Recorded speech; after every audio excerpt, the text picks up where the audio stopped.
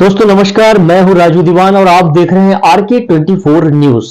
आज हम बात करने जा रहे हैं छत्तीसगढ़ विधानसभा चुनाव के नतीजे के बाद छत्तीसगढ़ प्रदेश का बागडोर संभालेगा कौन, यानी कि अगला मुख्यमंत्री होगा कौन। यह विषय बेहद ही पेचीदा विषय है क्योंकि मुख्यमंत्री के दावेदार बहुत हैं। चाहे हम भारतीय जनता पार्टी की बात करें तो उसमें भी कई सारे नाम हैं जो मुख्यमंत्री के दावेदार हैं। वहीं अगर कांग्रेस की बात करें तो मौजूदा मुख्यमंत्री भूपेश बघेल प्रबल दावेदार हैं। हालांकि और भी दावेदार सामने आ रहे हैं, तो ये गहन चिंतन का विषय है कि अगला मुख्यमंत्री होगा कौन। इस विषय पर हम और आप चर्चा करेंगे। आइए, आपका स्वागत है आरके 24 न्यूज पर। तो सबसे पहले हम बात करेंगे भारतीय जनता पार्टी अगर विजयश्री का ताज पहनती है। विजयश्री कब हासिल होगा? विजयश्री हासिल होगा 90 विधानसभा सीटें हैं, उसमें 46 सीटों पर अगर भारतीय जनता पार्टी का दबदबा होगा, कब्जा होगा। 46 से अधिक या 46, न्यूनतम 46 सीटें चाहिए बहुमत के आंकड़े को छूने के लिए। तो सबसे पहले हम बात करेंगे भारतीय जनता पार्टी में दावेदारों की। तो सबसे पहला नाम जो सामने आ रहा है वह नाम है विजय बघेल। जी हां, सांसद विजय बघेल का नाम सबसे पहले लिस्ट में आ रहा है हमारे सर्वे के हिसाब से, क्योंकि सांसद विजय बघेल जो हैं वो पाटन विधानसभा से भाजपा प्रत्याशी हैं और नेट टू नेट मुकाबला मुख्यमंत्री भूपेश बघेल से है।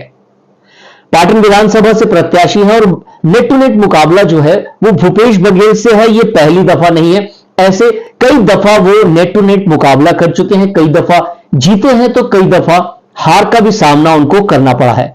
वर्तमान में वो दुर्ग लोकसभा से सांसद हैं और उन्हें राष्ट्रीय नेतृत्व प्रमोट कर सकता है उन्हें मुख्यमंत्री बनाकर। तो ये तो पहला नाम है।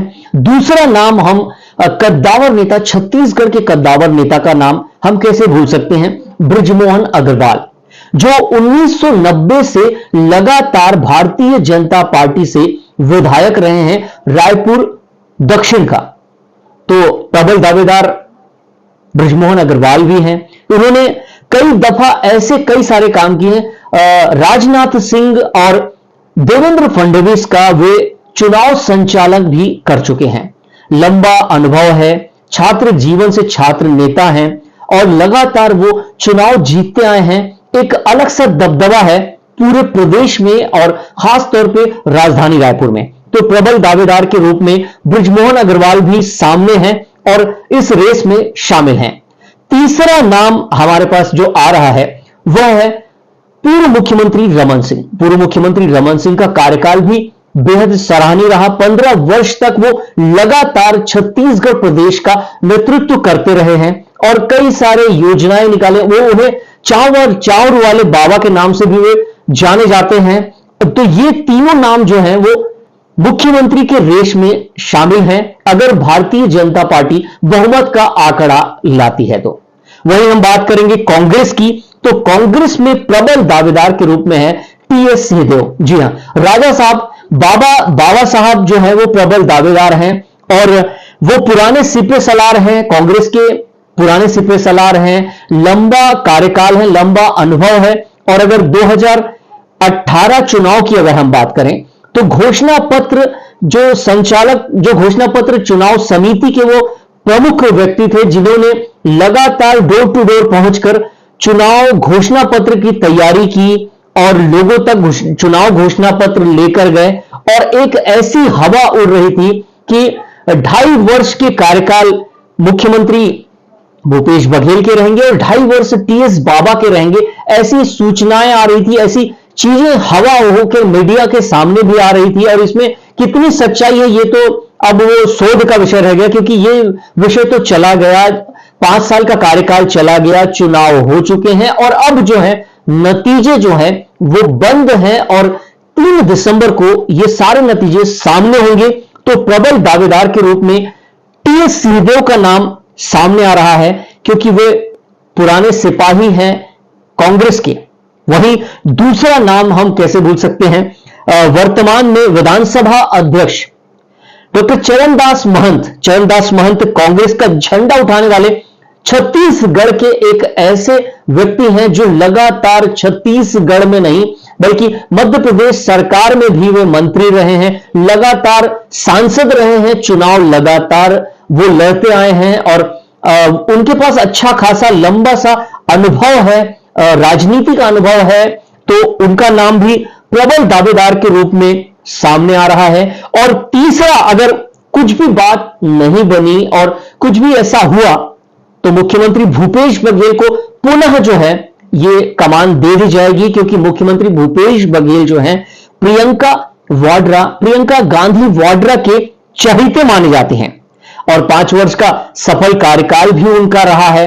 तो क्यों ना उन पर वापस जो है भरोसा किया जाए। उनकी योजनाएं काफी सराहनीय रही है। जमीनी स्तर पर नरवा गरवा घुरवा बारी की अगर हम बात करें, ये छत्तीसगढ़ की अस्मिता, छत्तीसगढ़ के सम्मान की बातें करें, छत्तीसगढ़ियों के सम्मान की बातें करें तो मुख्यमंत्री भूपेश बघेल को बिल्कुल भी भूला नहीं जा सकता है, क्योंकि मुख्यमंत्री भूपेश बघेल लगातार छत्तीसगढ़वाद को लेकर, छत्तीसगढ़ियों को लेकर और छत्तीसगढ़ के तीज त्योहारों को लेकर चर्चा में रहे हैं। चाहे वो हरेली में गेड़ी चढ़ना हो, बाटी भावरा खेलना हो या छत्तीसगढ़ी ओलंपिक का आयोजन करना हो, तो मुख्यमंत्री भूपेश बघेल इन सब में सबसे आगे रहे हैं छत्तीसगढ़िया वाद को लेकर। इसलिए मुख्यमंत्री भूपेश बघेल को पुनः जो है वो रिपीट भी की जा सकती है और ये आकलन है। बहरहाल तो अभी मत पेटियों में बंद है फैसला, जनता जनार्दन का फैसला ही सबसे सर्वोपरि है और जनता जनार्दन जिसे चुनकर इन 90 सीटों में बहुमत देती है, उन्हीं के प्रत्याशी, उन्हीं के पार्टी के जो मेंबर हैं वही मुख्यमंत्री का ताज पहनेंगे और छत्तीसगढ़ में पुनः एक बार फिर से गठन होगा। ये तो हमारा आकलन था कि हमने बात की है कि तीन प्रत्याशी हैं, उनमें से कौन जो है वो प्रबल दावेदार हैं, तो तीनों के तीनों हमारे रेटिंग में तीनों के तीनों सही आ रहे हैं, चाहे वो बीजेपी की बात करें या कांग्रेस की बात करें। मुझे ऐसा लगा कि मुझे फिर से आना चाहिए आपके पास और आपसे ये चर्चा करना चाहिए कि ये तीन जो लोग हैं, जो तीन कद्दावर नेता हैं, वो रेस में कहां शामिल हो रहे हैं। ऐसा हमारा अनुमान था और ये अनुमान आपको कैसा लगा जरूर एक बार हमें आप कमेंट बॉक्स पर लिखें और हमारा ये आकलन करना, विश्लेषण करना आपको कैसा लगता है ये जरूर बताइए और तब तक देखते रहिए RK24 न्यूज। नमस्कार।